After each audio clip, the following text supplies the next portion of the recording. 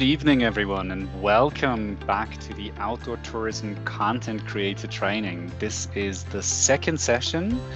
We had our start last week, and today we are continuing the course with the second of a total of 6 sessions in this free online training. I'm very happy that all of you found the way back here, and we can start this training right away. We have a lot of participants again, which makes me really happy, and I quickly want to run you through what is happening today. As I said, we're in the second session, and today's topic is from the destination to the screen. So I quickly want to run you again through the topic of this course and the different aspects that we're going to cover. So we started last week with the basic of content-based outdoor tourism promotion, so an introduction to the topic and how we can get started on online platforms. We did that very practically. Today, we're going to continue with the topic from the destination to the screen. So today, it's all about how we can get information and data from the destination to an online platform, how we can digitize information. Next week, we're going to continue with a session on writing text-based content creation. So how are we going to create inspiring stories and informative texts? 2 weeks from now, we will look at content ranking, how we can improve the visibility of the content that you publish through online platforms and make sure that it is seen by a lot of different people. And on April 3, so in the first week of April, we will talk about the basics of photography and how we can create convincing offers, how we can create points of interest and therefore make places and offers seen by users and travelers. And then in the very last session, we are going to look at a lot of different platforms and find out how we can use different platforms and social media to increase our visibility and to make sure that our destination and our business, our offers are seen by travelers from all over the world. But for now, we are here on session 2 of 6, from the destination to the screen. And for those who missed the first session, just really quick, how does this course work? So each of the 6 sessions consists of an introduction right now, which also will contain a space for a Q&A regarding the previous session. So we're going to get to that in a second, where we can talk about sort of what your question were from last week that we might not have answered yet. We're going to have 2 pre-recorded training modules in each of the sessions also today, and then we're always going to have a discussion and Q&A where you can ask your questions and we can discuss them. In this course, we're going to use the Outdooractive platform as an example, but everything that you learn here about how you can create online content, digital content, applies to any other online platform too, and to your own website, social media, and so on. So all of these skills are going to be useful, not only for the Outdooractive platform, but beyond that. You receive, as part of this course, if you want to try out everything that you learn here, free access to Outdooractive My Business. And for those who attend the live sessions, this includes an Outdooractive Pro voucher. Those of you who attended last week's session live already should have received the voucher in their email. Those who are joining for the first time live this week, but may have watched the recording from last week, we will see that in the participant list, and then we will send you an email with your personalized voucher code right after. We always end the session with some homework. So this is a recommendation. It is not something that you have to do, but we heavily do recommend it. It's basically a homework that allows you to try out in practice everything that we learned in the respective session of the week. So again, this is completely voluntary, but we do recommend that you try out what you learned so that you get a better understanding and you can sort of solidify your skills and make sure that what you learn here you can actually use in practice. Okay, a few basic words on housekeeping. When you log into the Teams call, you receive the link via email. When you open the link and then you enter the call, please use your full name, first name and last name, so that we can keep a consistent participant list. If you didn't use your full name today and you can't change it right now on the call, please put your full name into the chat right now so that we can also add you to the list. If you have used your full name, it is not necessary. But if you haven't, put your name in the chat right now. You may have already noticed that your microphone is always muted during the call. This is because we have over 100 people on the call, and it might get really, really chaotic if everybody turns on their microphone. There's just going to be a lot of echo and chaos. If during the discussion you want to say something, you can first of all put your questions in the chat. You can already do that while the training modules are running or while I am talking. If you have a question, just put it into the chat. If when the discussion session starts and we are in the Q&A, you can also raise your hand virtually. You can see sort of in your app or on your browser at the top, there are, or at the bottom, you have these different functionalities of Microsoft Teams, and there is a function that's called raise hand. If you raise your hand, then I will get a notification, and then I can allow you to unmute and turn on your camera, and then you can ask your question directly. So you can do both. You can either put it in the chat or you can raise your hand during the Q&A. For everyone who may need to miss a session at some point because you have other things in that very specific week or at the specific time, we do always make a recording of the session. So this session is also recorded, and we do send around a link to it afterwards. At the end of the training, after the 6 weeks, if you have either attended all live sessions or you have watched all of the recordings, or both, you have the opportunity to apply for an official certificate as a trained outdoor tourism content creator. To do that, you will have to complete an online exam. It's basically a quiz. We're not sending around the link now, but at the end of the course, so at the last session, you will receive the link to the online exam. And then if you complete that exam and you score enough points, you will receive within 2 or 3 days, usually your certificate via email. You can also share that publicly then, and it helps you basically to prove that you've learned some things here. If you want to, you're also allowed, or like you're also invited, if you complete the course and you successfully complete the exam and receive the certificate, you are invited to have your name and contact details included in a public list of certified content creators, so that if a destination in your region needs some support in creating content, or a tourism business needs some content creation support, they can find your name on the list and contact you. Okay, and that leads me to sort of our Q&A from last session.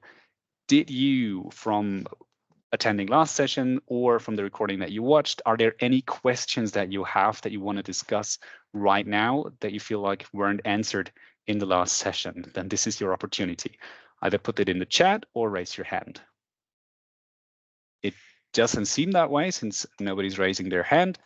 So let's quickly look at today's session. So today we're going to start with an introduction to hiking tourism and trails. Why? Because hiking tourism is the most popular adventure tourism activity, and it is probably the most widespread. So for those of you who have worked in outdoor tourism for a while, this might be old news. You probably won't be learning anything new in that very beginning of the course, but there might be a lot of people or some people on the call for whom outdoor tourism is still kind of a new field and who might not have a lot of experience with that. So it's good to have a basic understanding of what hiking tourism is, what kind of trails there are, and what to look out for. We're then going to start by looking into GPS-based trail recording. So how can we actually digitize hiking trails and other trails in outdoor tourism? How can we make them available online? And how can we create digital route descriptions? As mentioned before, we're going to use Outdooractive as a digital tool in this course. But of course, what you learn here will also be relevant for any other online platform and for other marketing efforts or promotion efforts that you do. Quite importantly, so today we are going to focus on digitizing trails, but we're not going to focus in depth on how we can write texts and descriptions for these trails. We're just going to show you basically how this is done technically, but when it comes to actually composing these texts and making them captivating, inspiring, and informative for travelers, this is something we're going to focus on in the session next week in depth, because this is actually a quite broad topic, and I think we need a full session for that. Okay, so I would say without further ado, I'm going to start the first module for today.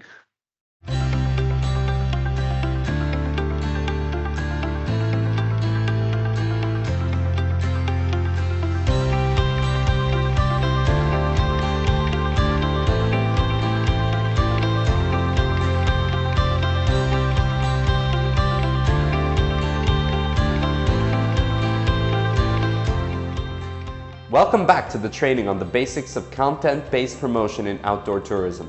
In this chapter, from the destination to the screen, we will look at how information from your destination can be digitized so it finds its way into an online platform. As we discussed in the beginning of the course, travelers who want to get inspired to travel to your destination are looking for content, most notably content regarding activities that they can do during the trip. So in this session, we will focus on routes. In this course, we will mostly focus on the activity of hiking, as it is the most popular outdoor and adventure tourism activity and performed by millions of people worldwide. But everything that you will learn here also applies to other outdoor tourism activities such as cycling, snowshoeing, kayaking, or any other. Routes are, essentially, digital descriptions of trails for hiking, cycling, and other outdoor activities.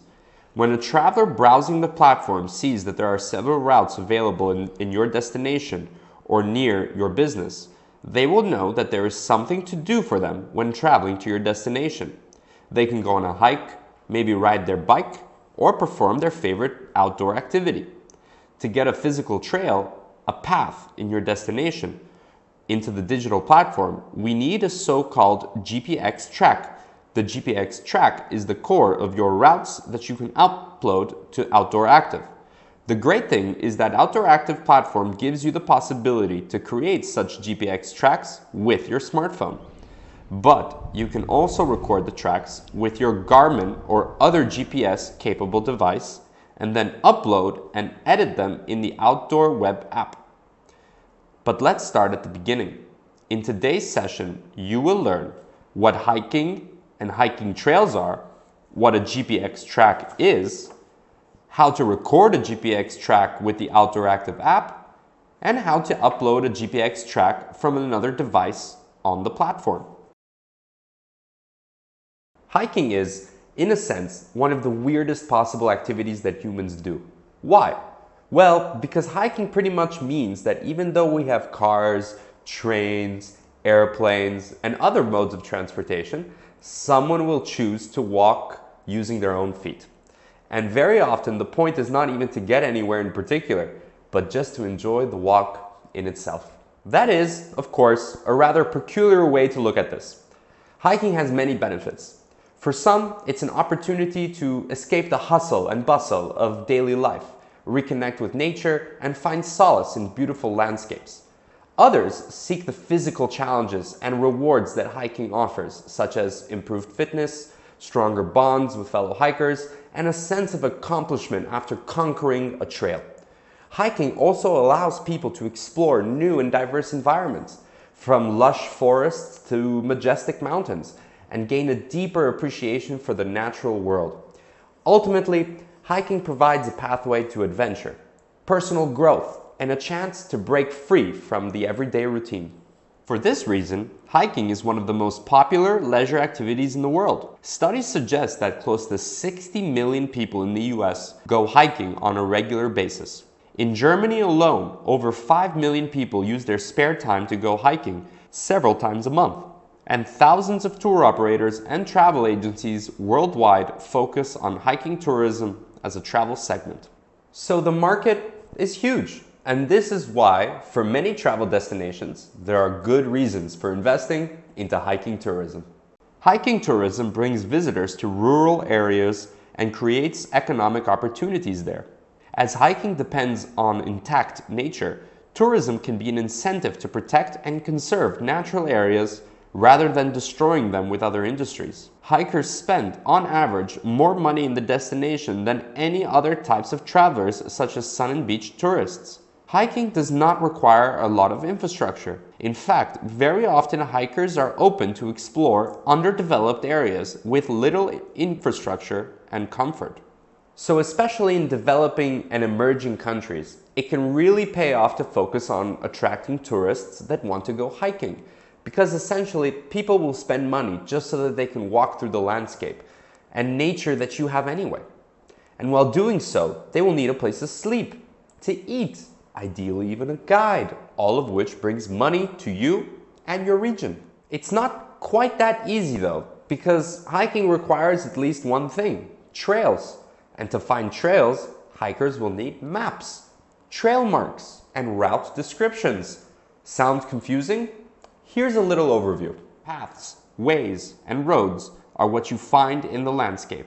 Hikers usually like to stick to less developed paths away from urban settlements and closer to nature, so narrow footpaths, small dirt roads, and things like that. A trail consists of one or several paths and roads that are connected so they become an orientation or even an itinerary for hikers, guaranteeing that they know which way to go. Trails often have names like the famous Pacific Crest Trail in the US or the Peaks of the Balkans Trail in Albania, Kosovo, and Montenegro. They can come in different shapes. A circular trail starts and ends at the same point, so the hiker starts at the trailhead, keeps walking without turning around, and eventually reaches the starting point again. A linear trail starts at one point and ends at another. This means the hiker will have to continue the trail from there, for example, the next morning, or they will require some sort of transportation to get back to where they started. There and back trails describe a hike that starts at one point, goes to a certain destination, for example, a mountain summit or a particular attraction, and has the hiker turn around there to walk back the same way they came. A so-called lasso trail combines these types of trails. It starts at a trailhead and eventually leads into a circular hike, even though the hiker will have to walk back part of the initially hiked trail eventually. Trails also come in different lengths. Some trails are just short walks, maybe an hour or two, so they are not a full day activity. A half-day trail, as the name suggests, describes a trail that usually takes about a half day to complete. These trails usually take up to 5 hours and are between 6 and 12 kilometers in length, depending on the difficulty and steepness. A day hike, or full day trail, describes a trail that can usually be completed in a whole day, meaning they take around 5 to 10 hours and can cover anything between 8 and 30 kilometers, really depending on the technical difficulty and steepness. A multi-day trail describes any trail that takes longer than a day to complete. These are usually divided into individual stages. A multi-day trail can take 2 days, a week, even several months in the most extreme examples. Difficulty plays an important role when describing trails. Different countries offer different grading systems for the difficulty of the trails. But to keep it simple, we are going to describe 3 difficulty levels. An easy trail does not require any particular skill set from the hiker and covers only easy walking terrain without any grave danger or exposure. Orientation along easy trails is usually very obvious, and to walk them, special equipment is not necessary. A moderate trail might include steeper passages, difficult walking terrain such as loose scree, uneven rocks, or muddy ground, and can have passages with a danger of falling, especially in mountainous regions. Orientation and finding the right path might be challenging at times. Moderate trails thus require some experience, skills, and knowledge, as well as good equipment like hiking boots and adequate clothing from the hiker. A difficult trail usually includes harder terrain that might even go beyond simple walking and include scrambling and easy climbs, sometimes with fixed ropes, crossing snowfields, or even glaciers, pathless terrain, and exposed sections with grave danger of falling. Orientation can be difficult along these trails, and they should only be chosen by experienced and skillful hikers that have the necessary equipment, which might even include some safety gear for hooking into fixed ropes. Ideally, a trail should be marked with colored trail markers, signposts, rock cairns, and/or flags. This is not always the case, and even though there are no waymarks, people can still go hiking, as long as the conditions of the trails and the terrain allow it.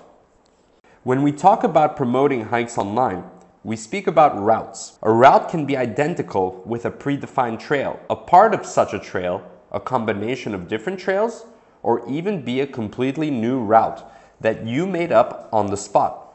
A route is basically the description and itinerary for a hike, a digital trail, if you want. To describe a route, one thing is absolutely essential: and that is a map of the route. So if someone like Ari wants to create a hiking route close to her guest house so that travelers have an activity to do while they visit her, she will need to get a map of the route. Luckily, these days, she doesn't have to draw one by hand. Online platforms like Outdooractive already have these maps for your area. All Ari needs is to get the specific route into the digital map. And that is where the GPX tracks come into play. Before we start recording hiking routes in the field, first of all, what is a so-called GPX file? A GPX, or GPS Exchange Format file, is a widely used file format for storing and exchanging GPS data. It uses satellite-based location information to display a path on a digital map. It is a standardized format that allows the recording of outdoor activities such as hiking, cycling, running, or even water sports activities, and sharing of waypoints, tracks, and routes obtained from GPS devices. The files contain structured information about geographical coordinates, timestamps, elevation data, and additional metadata. GPS-enabled devices like a Garmin, a Suunto, or your smartphone with the Outdooractive app installed can generate a GPX file that log your paths, waypoints, and location of photos taken during your activities. GPX files are easily shareable and compatible with various GPS devices and mapping platforms. What does this mean in practice? Let's say our old friend Ari knows that there are several great hiking trails around her guest house, and she would like to show them on the platform so someone like Alex knows about them. Ari can now simply walk those trails and do the hikes she would recommend to Alex while recording the way she takes on her phone. This way, the path that she walked becomes visible on a digital map, ready for sharing. And this data is stored in a so-called GPX file. To sum this up, a GPX file is a way to record a way or a path in the field as a digital track that can be displayed on virtual maps. Next, we will look to how you can actually record a GPS track.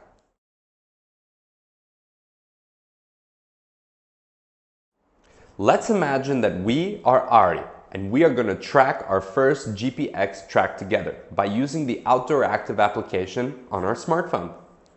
At first, we open the Outdooractive app and check if we are logged in with our account. Before we start tracking our activity, it is helpful for us to have a plan for what route we are going to track. This should include identifying the starting and ending points of our adventure. If Ari wants to explore a new path in her region and doesn't have a clue about the exact route, it is also okay to do so. Now we start tracking. Ari has to check if she is physically positioned at the starting point of her planned route or trail. She starts recording by clicking on the button Track in the lower column on our screen. By progressing along her chosen route or trail, the app will automatically record the GPS coordinates at regular intervals, effectively creating a track. Real-time information such as her current location, distance covered, and elapsed time will be displayed on screen. During the activity, Ari can lock the screen and put the phone in her pocket. The app will record the track while she is enjoying the path. As Ari is on the path, she passes by a beautiful viewpoint. Ari loves the view into the mountains from here. To ensure that people who will use the GPX track in the future on the platform also make a stop at the viewpoint, she manually adds a waypoint by marking it in the app. She taps the 3 horizontal dots at the top right, and the Create Waypoint button appears. Ari thinks about a title and, if crucial, a short description. She doesn't need to write anything while she is on the way. She can always edit them after the hike. Ari also can assign an icon to the waypoint to denote its significance. These waypoints could represent landmarks, photo spots, guest houses, or other important locations. You have already heard about the POIs, points of interest. In the upcoming chapters, we're going to take a deeper dive look into them. Ari also takes breaks during her activity. The app allows her to press pause and resume recording. During the activity, Ari wants to take pictures, so she clicks on the photo button on screen and takes a photo.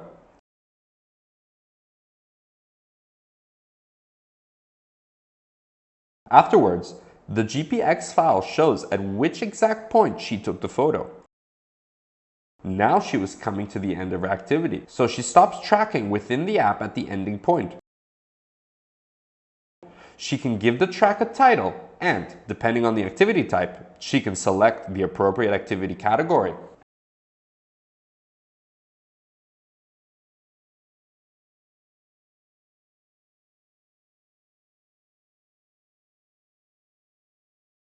Afterwards, Ari can add a summary, description, and any photos she didn't take in the application. The track will automatically sync with Ari's Outdooractive account for easy access and sharing.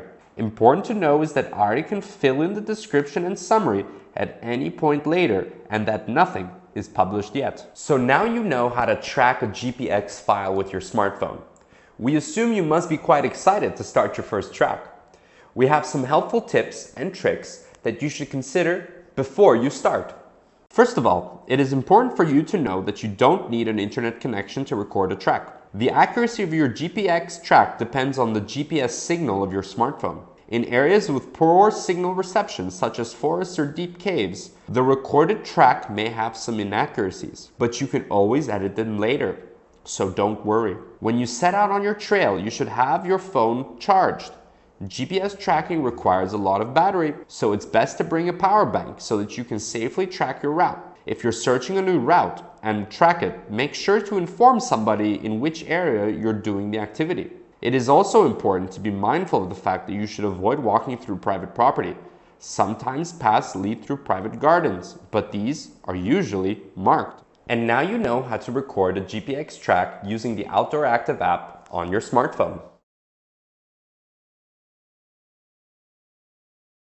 We have discussed how you can record a track on your phone by using the Outdooractive app. But if you are a passionate hiker or a cyclist, it is possible that you prefer recording your own GPX tracks with a special device. You can, of course, also upload GPX tracks that you recorded on other GPS devices on the Outdooractive platform. There are several devices on the market to record GPX tracks. One of the most used devices besides smartphones are Garmin watches. We will now learn how to bring the GPX files from other devices to the Outdooractive platform. Uploading a GPX file to the Outdooractive platform involves transferring the GPX file from your device to the Outdooractive website or the mobile app. Let us look how you can download a GPX file from a device and upload it to the Outdooractive platform. Access the GPX file on your device by connecting your device to your computer by using a USB cable or a compatible data transfer method. If you're using a smartphone or a Garmin, you can typically connect it to your computer or use cloud storage to enable file transfer or media. Once your device is connected, navigate to the folder or directory where the GPX file is stored. GPX files often have a GPX file extension. Now copy or move the GPX file from your device to a location on your computer or cloud storage where you can easily access it. Now that you have the GPX file on your computer or in storage cloud, you can upload it to the Outdooractive platform by using either the Outdooractive My Business website or the mobile app. Go on the www.mybusiness.outdooractive.com website and log into your account. Now you see the home screen of the Outdooractive My Business page, the Content Manager. Next, scroll to the left of the web page, click on Contents and select Routes. In the right upper corner, you see the green button called Create a New Route. Now you can insert a title for your route. It can be a kind of working title at first. For example, hiking on the Haila. Next, you set the activity, for example, hiking. Then you click on the button Import GPX file and upload the file.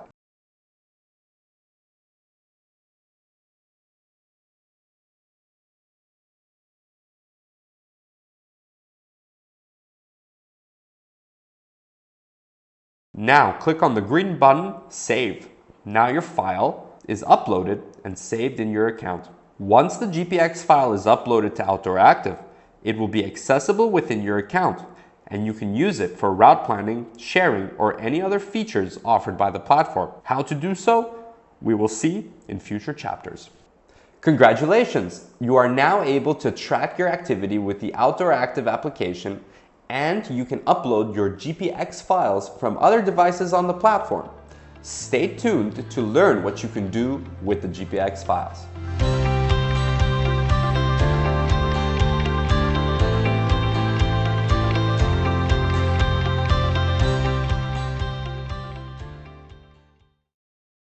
Brilliant. So that was the first module of today's session on recording GPX tracks in the field on the trail.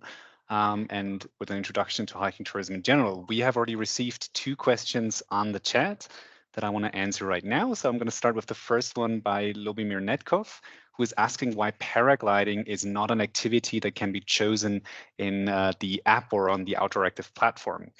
The answer is quite simple, actually. The thing with paragliding is that it usually doesn't follow specific routes. I do know that there are some cases where, people who to do paragliding want to, do their flights through specific couloirs or specific gorges. And in this case, you could argue that they do follow a certain trail if you want. So, but in the majority of cases, what you need for a paragliding is a starting point and a landing point. So a place where you can take off and a place where you can land.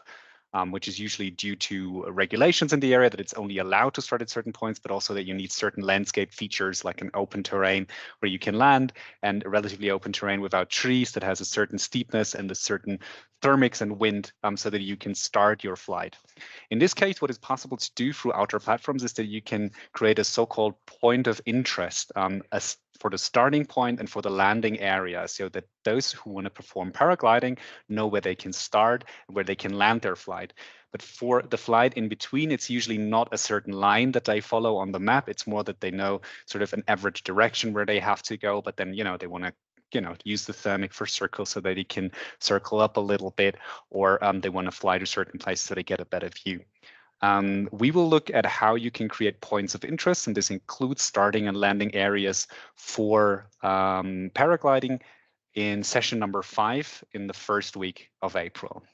Lubimir, I hope this answers your question. Otherwise, let me know in the chat. And then we had questions regarding the file format.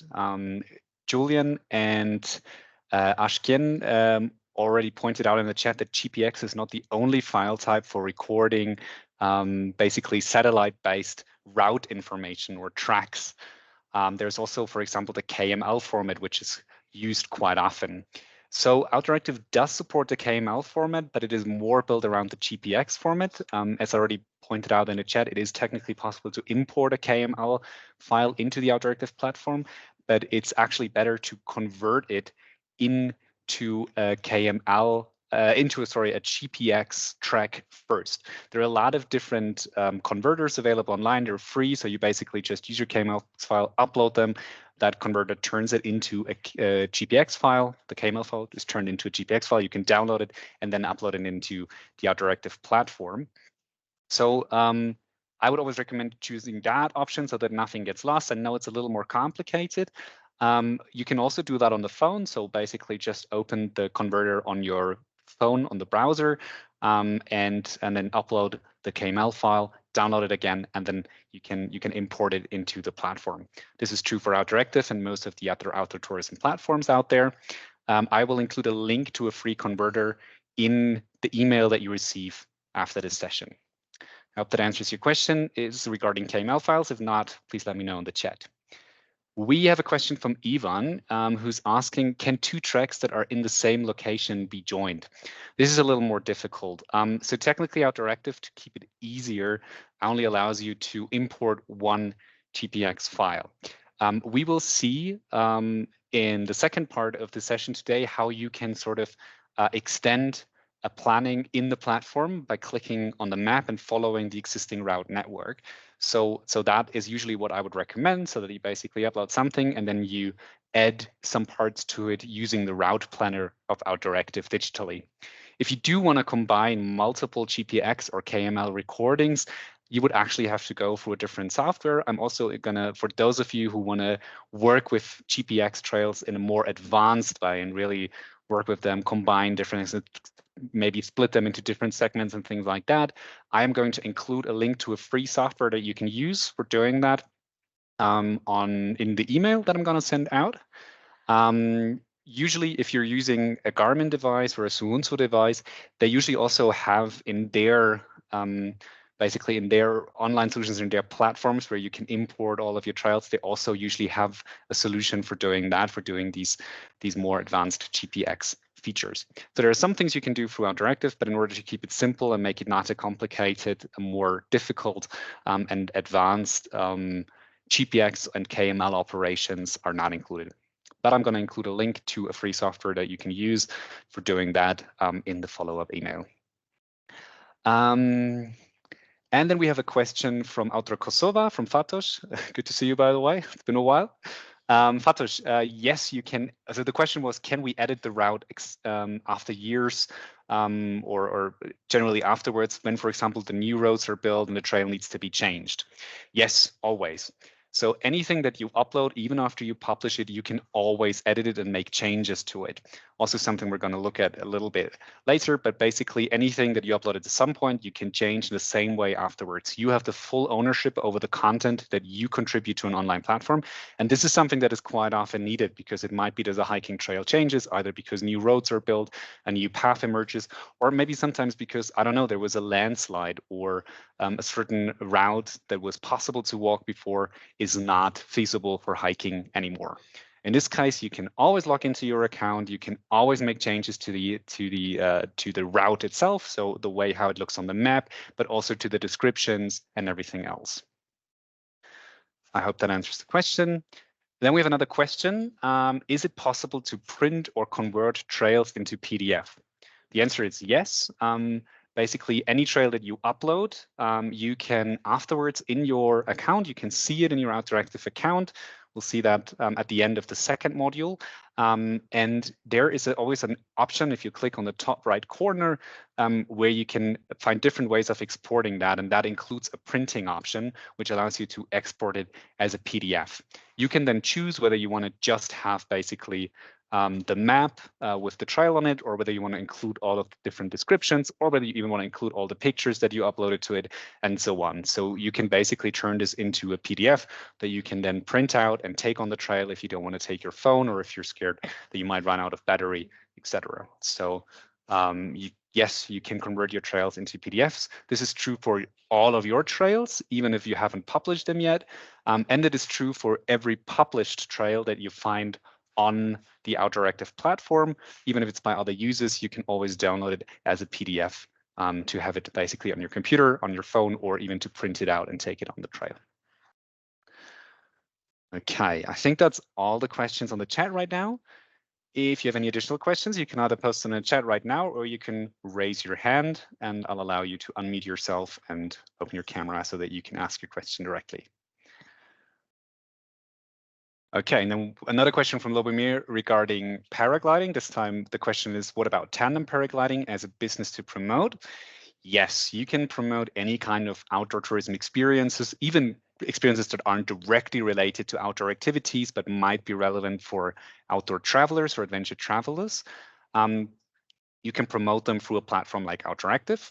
In session number 5, making places and offers seen, we're going to look at how you can create offers for your guided experiences. So this can be something like a tandem paragliding. It can also be for a guided hike. It can be for a guided tour for a museum. It can be a cooking class or any other sort of event or offer that you have. You can promote them too. It will then not appear as a route, as a trail on the platform, but as an offer that people can book by getting in touch with you. So this is something that we'll cover in session number 5. We're also going to look a little bit into that next week when we talk about how we write captivating text about these offers, how we can promote them through texts. But mostly we're going to look at that in session number 5, the first week of April. And Aaron just suggested that we should have these tutorials in YouTube. You will. So every session is being recorded, and we will share them with you as a link, and you can also find them on the registration page for the course. So there's going to be a publicly available playlist on YouTube with all of the sessions that include all of the tutorials that you see here. And then we have another question on the chat that says, Simon, how can I open a business account if I do activities in certain region near hiking trails? I'm not 100% sure if I understand the question. So basically, if you want to know how you can start a business account, how you can register your business so that you can start uploading content like this, you should rewatch the recording from session number 1 that you should have in the email invitation for today, but it's also on the registration page for the general course on the landing page.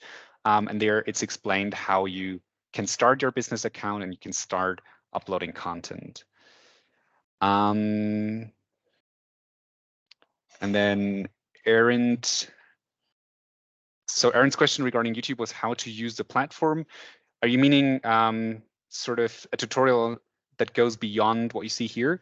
Maybe just wait until you see the second half of this course today, because we're going to explain a lot about how you can use the platform to upload content. If you still have any questions, you can let me know, and then maybe we can even add a tutorial to your questions later. So somebody just raised their hand, but then lowered it again. Okay, Aaron, perfect. Okay, and then we have a question from Mediza. Mediza, I'm going to allow you to unmute yourself right now. If you want, you can turn on your microphone and your camera and you can ask me your question.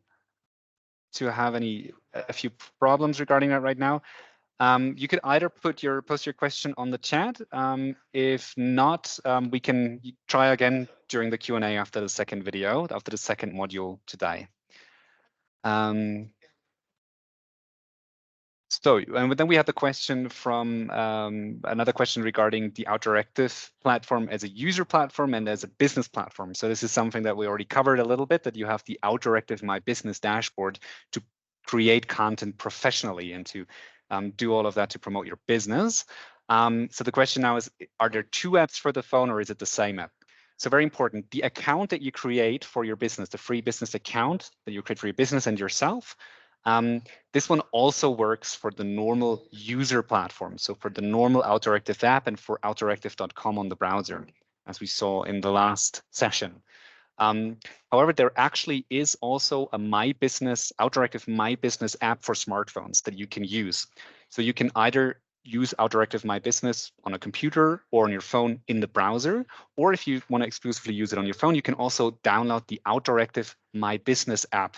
This is an app that allows you to do everything that we see here on the course on the computer, also on your phone. I'm going to include a link to the Outdooractive My Business app on iOS and Android in the email that you receive after this course.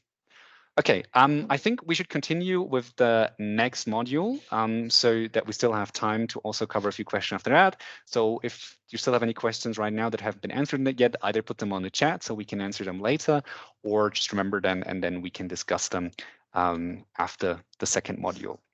Okay.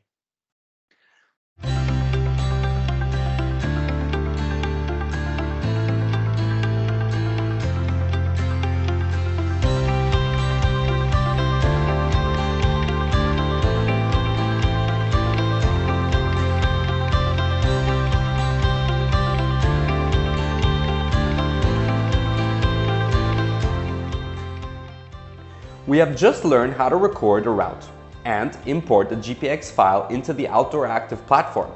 In the next step, you will learn how to create a route with and without your recorded GPX file. So in this chapter, we will look at what creating a route means in detail, how to create a route with an existing GPX track, how to create a route without an existing GPX track. Let's get started, shall we? Imagine Ari with her guest house in the mountains. Ari is not only hosting guests, but also working as a tour guide. The benefits of being a tour guide are that she knows the hiking trails in her region. She can customize the route for her guests' wishes. She knows the area perfectly and can show beautiful points of interest along the way, like viewpoints, restaurants, or guest houses. A tour guide like Ari can give guests information about the elevation, surface types, and specific trails or roads, and she can inspire you with interesting information and some pictures. But these qualities are not only useful if Ari wants to guide guests while they are there. She can also put this local knowledge to use when she wants to promote her guest house and the surrounding area as an outdoor and adventure tourism destination. Because to plan a route on an online platform like Outdooractive refers to all these details. Think of yourself as a virtual tour guide. You can create a detailed path or itinerary for your outdoor activity. This route, designed by you, will show travelers what there is to explore in your area, why they should visit your destination, and what they can expect there. You can also use this to promote your business, no matter whether you offer accommodation, guided tours, or other services and products. So let's take a look at how we can plan, create, and publish a route containing all the important details and information. Let's look at how we can create a route using a pre-recorded GPX track or track recording through Outdooractive. When we looked at how to upload a GPX file, we were already at the first step of creating a route. Go back into your My Business account and search under Contents, and then Routes on the left-hand side. Now you find your previously created route, in this case entitled Hiking on the Hyla. Now click on the tab Route. On your screen appears your title, in this case Hiking to Hyla, the map and the points of the route.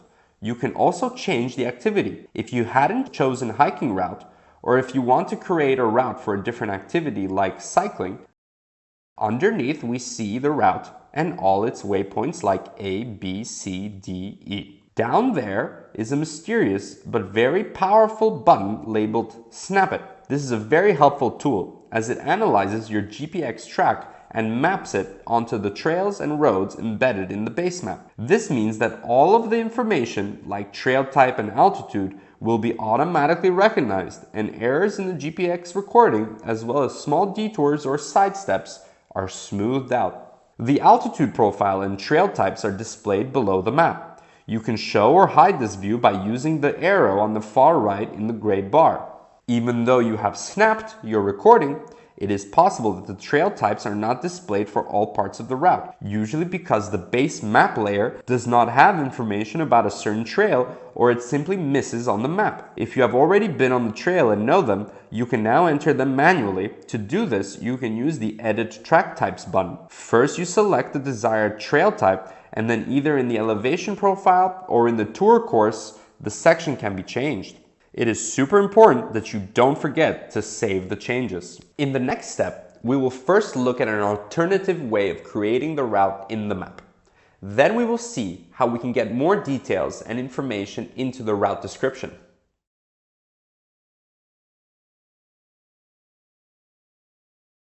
But what do you do if you haven't recorded a GPX track from the actual trail? No problem. You can also plan and create a route directly on Outdooractive. Let's pretend we are Ari once more, who wants to upload trails around her guest house onto the platform. Her guest house is in the Baba Mountains in North Macedonia. There are several trails, easier paths, circular routes, but also very difficult routes where you need to climb. In wintertime, she might want to rent out snowshoes, and in summer, there are also opportunities for road and mountain biking in this area. In summary, there is a lot of stuff to do for visitors in Ari's area. To start creating a route directly in the platform, Ari clicks again on Create a New Route and fills in a working title. For example, Hiking Baba. Now she chooses the appropriate activity, for example, hiking. This time, Ari doesn't use a GPX file. Ari knows the starting and ending points of the route and fills them in the respective boxes. Either she has the name of the places, addresses, coordinates, or she manually searches the starting point on the map and clicks on it.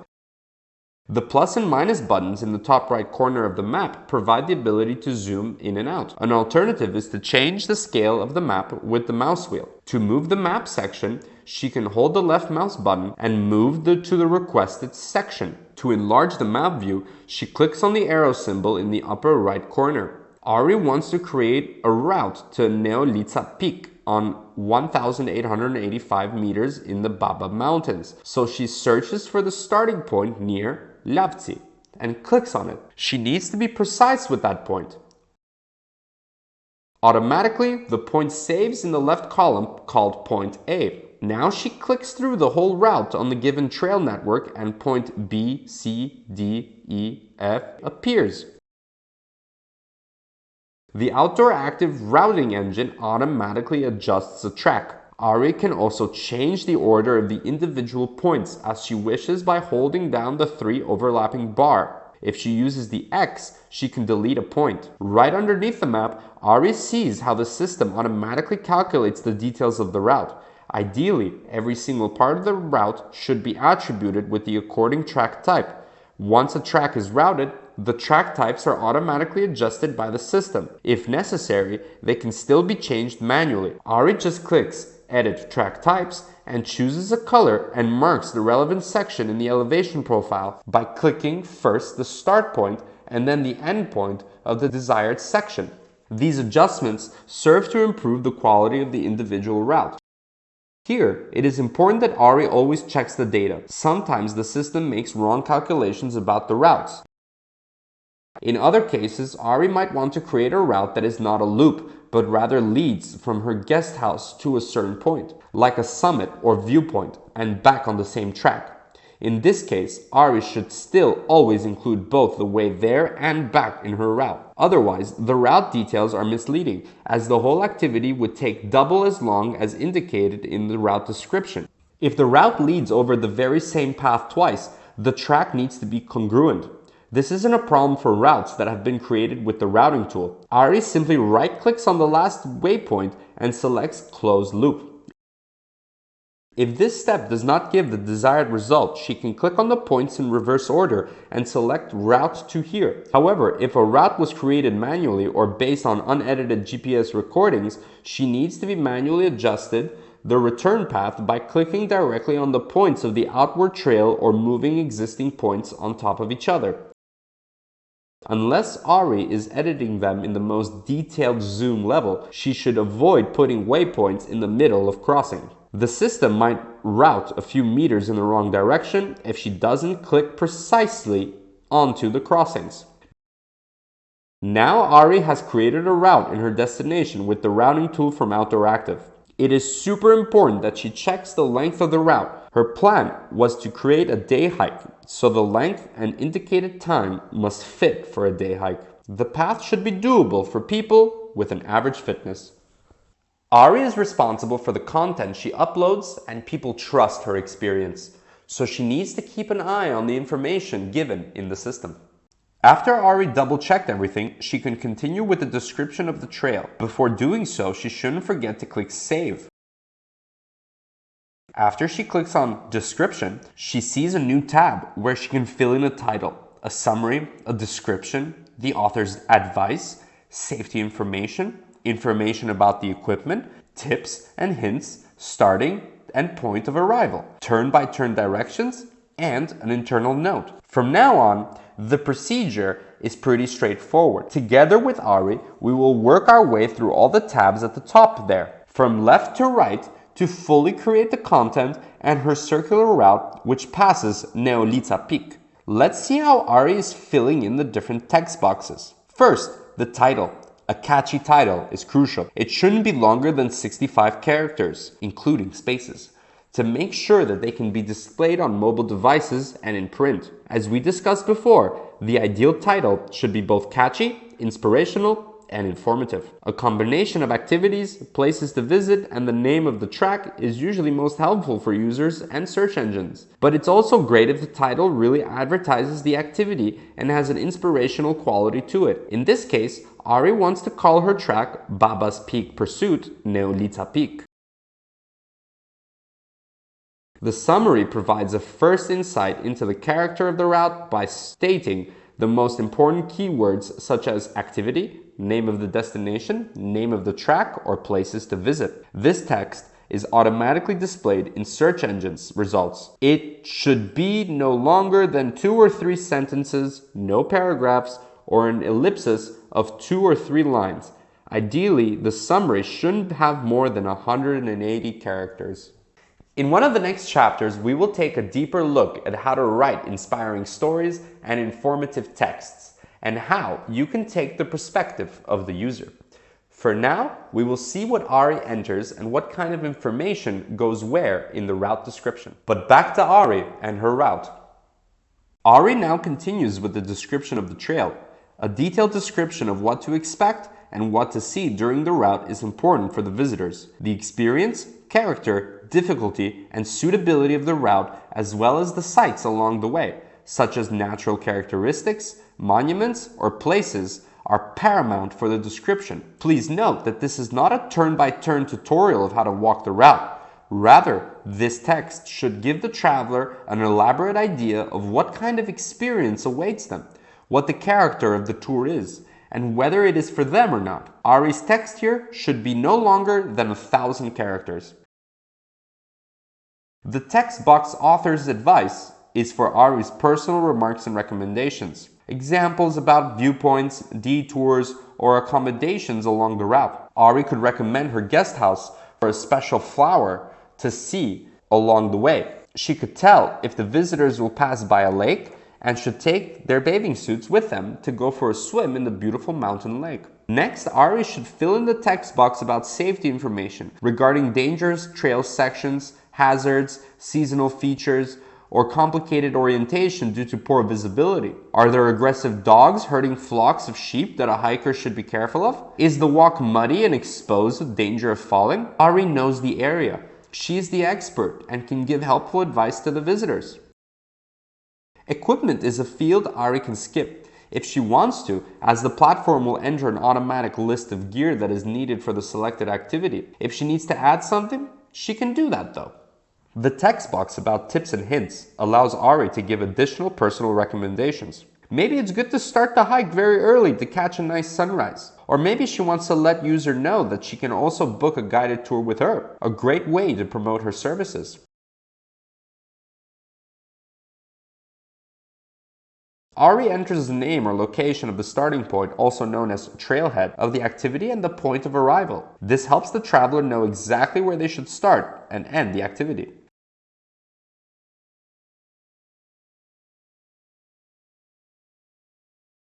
Now we get to the turn-by-turn directions. Here, Ari is expected to fill in a detailed description of the route. Ideally, the traveler should be capable of finding the way solely according to the turn-by-turn directions.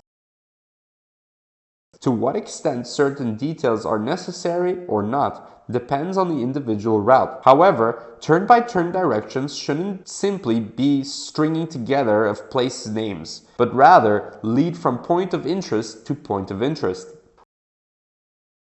Whatever you put into the text box internal note isn't published. It is merely for internal comments or notes. You can use this field, but you can also leave it blank. It can take some time to fill in all this information. Ari is an expert about the region, and she has worked for several years as a tour guide. If you are unable to fill in all the text boxes and details, that is completely fine. Put in as much information as you have for now, and don't make up things that might not be true. This could potentially be dangerous. Also, you can always edit the route at a later point. So if you missed some details or crucial information, you can simply add it later. Important note, you must always write your text in the same language that your Outdooractive My Business interface is currently in. You can add translations if you want to by clicking on the translation button next to each field.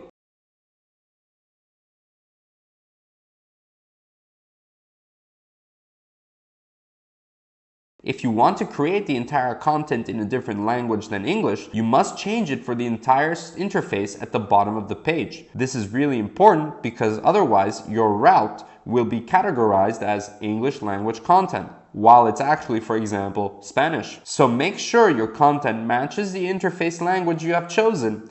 Before you move on, make sure that you save everything.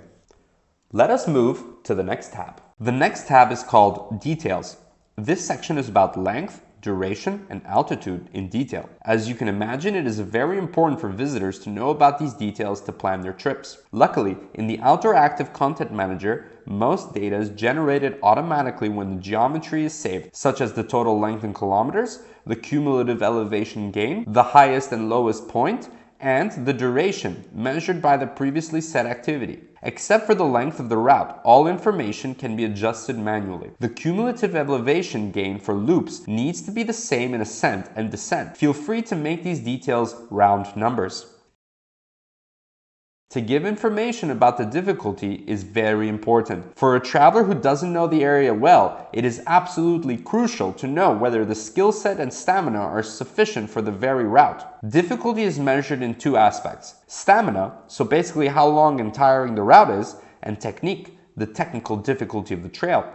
You can give between 1 and 6 points per category, with 1 being the easiest and 6 being the hardest. Afterwards, the system automatically determines whether your route will be classified as easy, moderate, or difficult. If Ari is unsure as to how many points she should give for each difficulty, Ari can scroll to the bottom of the page and click on the instruction manual. Here you can find exact instructions so you choose the right rating. Again, this is important so the visitors will know what to expect, whether the route is suitable for their level of fitness and skills. Note, the difficulty always complies with the route during optimal conditions. Wetness, snow, fog, and wind can impede a tour tremendously. For routes that combine several degrees of difficulty, always choose the most difficult one.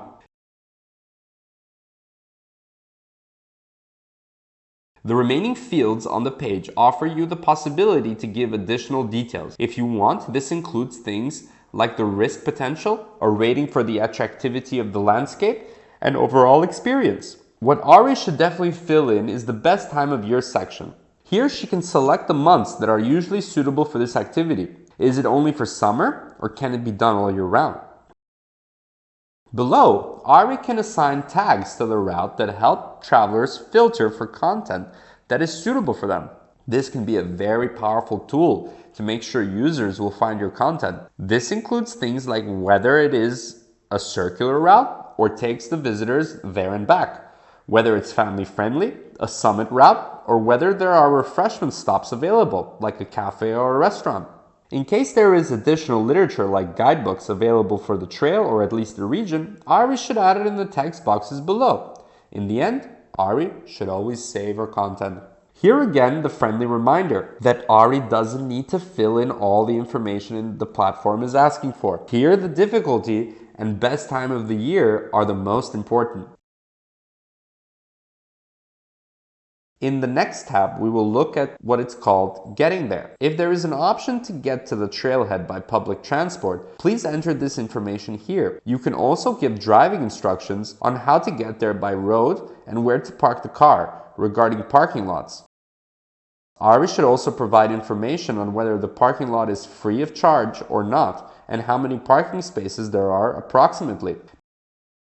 Make sure to save, and let's move on to the next tab, Media. Images tell stories and inspire people. If Ari wants to make sure her content is seen by travelers, she should definitely add some good pictures. In one of the next chapters, we will look at how to easily shoot great pictures. For now, let's look at how images can be uploaded into your route. Let's look back at Ari's route. She managed to put all the information in the system and wants to underline her route with photos. She clicks Add Media to open the media browser. It enables her to upload images and videos or link them if they have already been uploaded with other content. She clicks on Upload Images. Now she can upload her images by drag and drop from a folder or by clicking again on Upload Images and searching the images in her folder.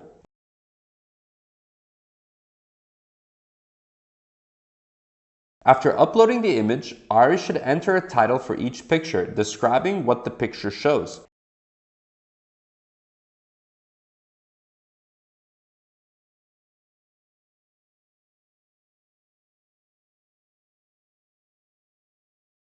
If Ari didn't take the picture by herself, she should add the name of the photographer and the source. If she, for example, downloaded a photo from a free stock database or Wikipedia, she needs to put this the source. Ari needs to be sure that she has full ownership over the pictures she uploads or the permission of the photographer. A recommendation here: if you want to use your pictures to promote the region, you can allow other users to use them too. This is best done by publishing them under a Creative Commons license, making the pictures open data. Simply click here under License and select Attribution. This way, others can use your pictures too and help promote your destination, but they will have to mention you as the photographer. Ari is making use of this option. The recommended number of pictures per route lies between 5 and 15 pictures. The number mainly depends on the length and character of the route. Try and find a good mixture between inspirational landscape shots and pictures that show the type and quality of the trail. As a matter of principle, the images of the route should be put in chronological order. The order can be modified via drag and drop. Strictly speaking, this would mean that she should start the gallery with pictures of the parking lot. However, the first image of the gallery should be representative and inspirational title image. If she marks it as thumbnail image, it is displayed prominently in the list view when searching the route on Outdooractive and other platforms. As mentioned before, you can translate your route into other languages too, if you like. Make sure that if you use the Outdooractive My Business interface in English, to also enter your content in that language. However, you can still translate it. Simply click on the Translate button next to each text box and select the target language. You can then enter your translation or use the help of Google Translate. If you click on the tab Status, it allows you to see what languages you have translated your content into and whether you have translated all sections. Usually we recommend uploading your content at least in English, as this is the world's lingua franca. Ari has put a lot of effort into creating this route, and it's looking good. When she's ready, Ari should click through all the tabs one more time to see whether she has filled in everything she wanted to.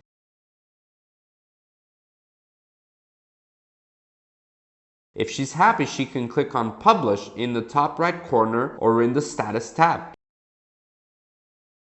Et voila!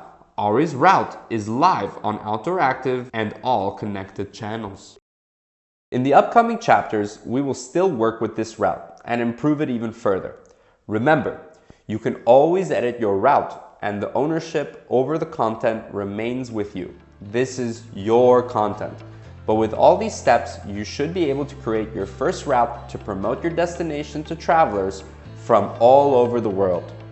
Let's get started.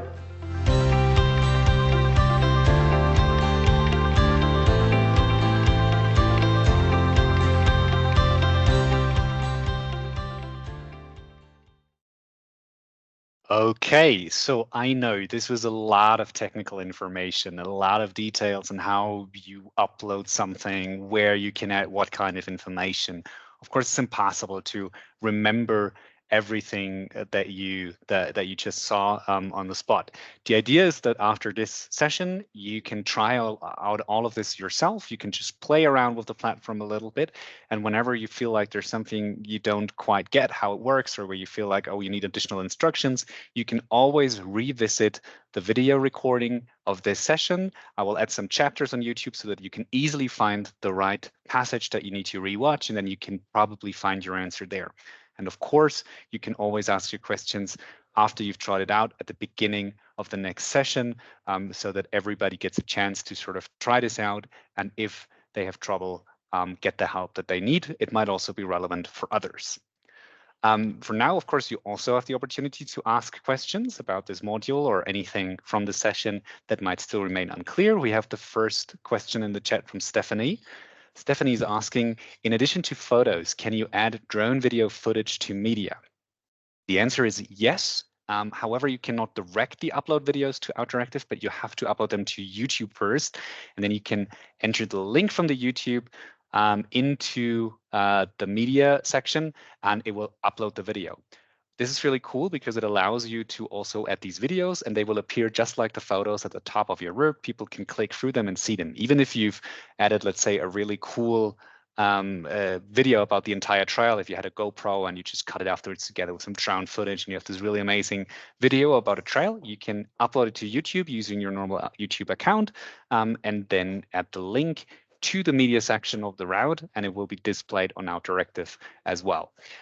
The only important thing is that it needs to be uploaded to YouTube. We do not support Instagram, TikTok, Vimeo, or other video hosting services or social media platforms. Stephanie, I hope that answers your question. And let's see if anyone else has a question. So feel free to post them on the chat or raise your hand in case you want to ask them live. As I mentioned before or several times during today's session, next week we're really going to focus on text creation, and this is going to be very, very interesting and also a lot more fun. It's really how you can play with words and sentences, what kind of online tools there are that support you in making these great text descriptions, these inspirational texts that might really, really inspire someone to visit your destination, to do a certain activity, to visit your business if that's what you want to promote. And so on. Okay, we have a question from Peter. You showed an example of a short hike. Does it differ for long distance hiking, like a trail in several countries? The answer is not really. It's actually quite the same thing.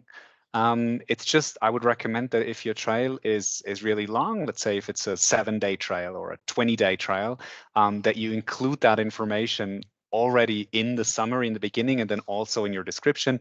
In the turn-by-turn directions, I would also add information about sort of what stages you recommend.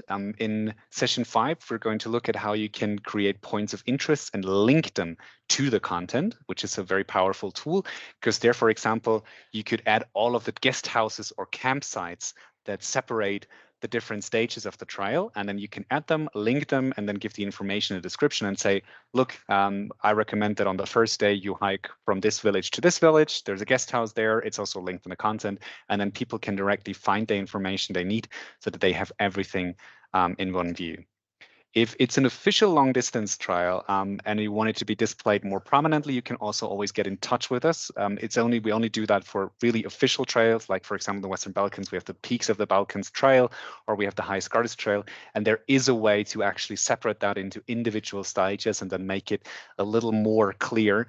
But again, this is something that we only do for officially promoted long distance hiking trails that have clearly defined stages. So if you have a trail like that, just send me an email afterwards and we can look at it and see whether we want to support that in the back end. But usually it's enough to just upload it as a long distance trail once, give the link the guest houses or campsites on the way, which we'll see in one of the next sessions, and then write basically all of the additional information that a hiker needs into the descriptions and summaries. Okay. Okay, and then we have a message from Ashken asking us to join on LinkedIn. We can do that, of course. Brilliant, Peter. That seems to have answered your question. Okay, cool. Do we have additional questions? I'd say we have about 5 more minutes for the discussion, and then I want to quickly give an outlook at the next session and how we continue from here and give you a little homework. It's going to be voluntary though, but it's really cool homework and it's fun. Yes, I think it works. Hi, Josa. Yes, we can hear you. Brilliant. How can I help you? Thank you very much, because I'm having problem seeing and writing in the chat. So this is why I raised my hand. Thank you very much. I have one question though. I prepared a city walk map myself long before in Google.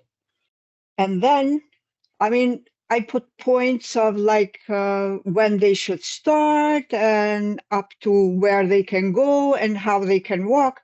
But then I want to see, if I download that map, I try to download the map from Google, and it had an extension KML. Can I upload it in Outdooractive, this Google map with this extension? Yes, so technically it's possible. I would recommend going through a converter first, something that we also discussed a little bit after the first module.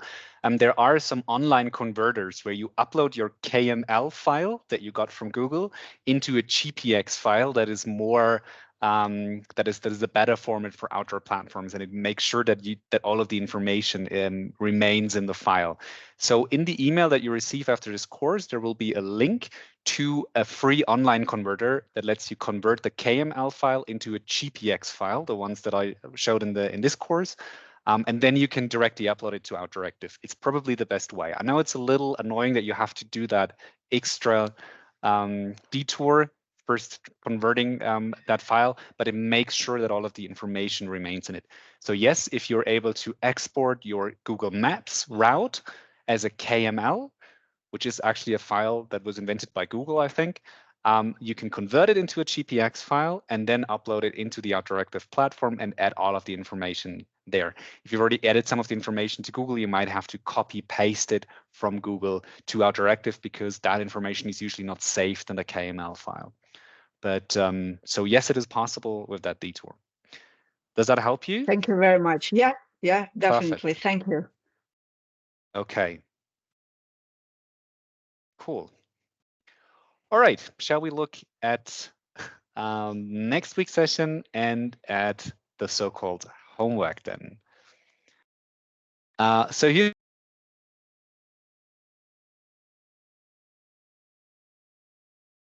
So here's a recommendation of what you can do with what we looked at today.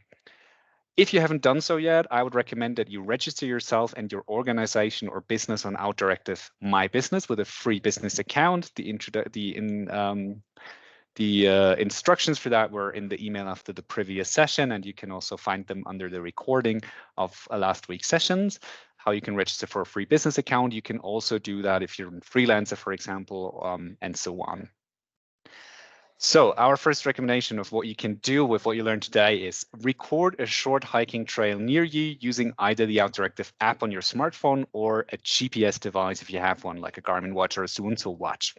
This can be really fun, so just go out, even if it's just a walk in the park, even if it's just a short walk, or if you are planning to do, I don't know, a multi-day excursion on the weekend anyway and climbing the highest peak in your region, that too.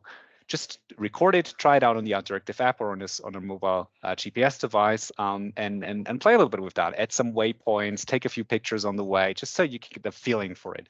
I'm going to include a link both to the normal Outdooractive app on iOS and the Play Store in the follow-up email, but also to the My Business app. You can use either of those for recording. They work the same way. I would recommend that you edit your digitized route through Outdooractive My Business the way you saw it in the video. So either the one that you just recorded for your app, so it's already going to be in your Outdooractive My Business account, or if you recorded it using a GPS device, you can upload it the way we showed you and then edit it. I would also recommend that you play around a little bit with the Outdooractive route planner in Outdooractive My Business or on the normal Outdooractive app, just so you get a feeling for it. So how it works when you add a point there, how it's when you work at a point there, how you can loop it back to the start. And this is something that was mentioned in the video, but I really want to point it out here again. If you're planning to publish, let's say, a route, for example, from a village or a guest house up to a mountain top, I would always recommend that you do not only do the way from the village to the mountain top, but also the way back to the village. This is really important because if somebody, let's say, is looking for a half-day activity, a half-day hike that takes up to, I don't know, 4 hours, and they find something on a platform that says it's 3.5 hours, they're going to think, well, this is perfect for me. But then if that is only the way to the summit, but not the way back, which actually takes another 3 hours, the entire hike is going to be more like 6.5 or 7 hours, including breaks. And it's actually way longer than what they wanted to do. And it might also be more exhausting than they are able to complete. So it's really important that it's always sort of the entire activity. Of course, sometimes a linear hike can just be a linear hike. If you say it's a hike from this village to that village and you're supposed to then just stay there. But in general, I would always recommend if it's something that starts at one point and you're supposed to also return to that point, that you include both ways. So try this out a little bit. Try playing around with the platform, with the app in doing these things. Of course, this is voluntary, but we recommend that you try it out. Next session is going to be next week, and I already mentioned this. It's going to be next week, Wednesday at the same time, 6:30. You will receive a link to the meeting in your email and a reminder on the day of the event. And the topic is inspiring stories and informative texts. So we're going to have an introduction to the basics of storytelling and how you can take the reader's perspective so that you really captivate them, that you really inspire them, and that you pick them up where they are and tell them what they want to hear. We're going to look at how you can write targeted texts and descriptions, and how you're going to be balancing inspiration and information, which are the two main pillars. We're going to talk a lot about those next week. And we're going to introduce you to some free online tools that you can use to make text production easier and better. This is also very, very relevant for people who might struggle with English a little bit maybe and have a hard time writing text in English. So we're going to look at translation tools and things like that as well. So in general, it's going to be a general introduction to writing text and text-based content creation. That's very, very important for promotion in outdoor and adventure tourism.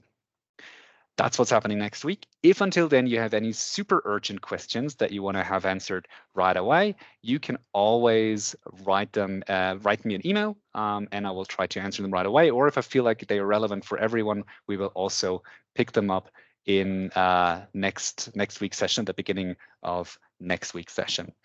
Otherwise, I look forward to seeing you then, to discussing any questions you have until then. I'm really excited to see how you play around with the platform, and if some of you already come up with your first routes. You can, of course, already publish them for Outdooractive, but this is something that I forgot to mention maybe, but if you start creating a route now, we can work with that route over the next few weeks, and we can really perfectionize it so that you make it one of the best routes on Outdooractive.